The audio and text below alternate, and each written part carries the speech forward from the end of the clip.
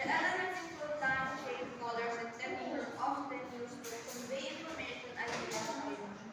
Yung graphic arts po natin is pwede din po siya maging painting or yung mga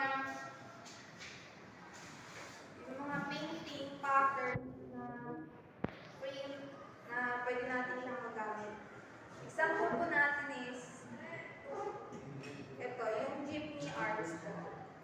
Di ba po yung mga jeepney arts po is madami mga arts po na nakalagay po sa jeep. Vibrant and colorful graphic design are painted on jeepney.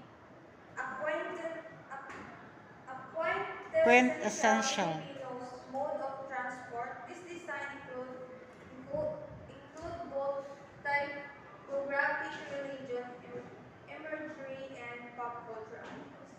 So, ganyan po yung itsura ng jeepney arts po natin. Madami siyang mga colorful na design po.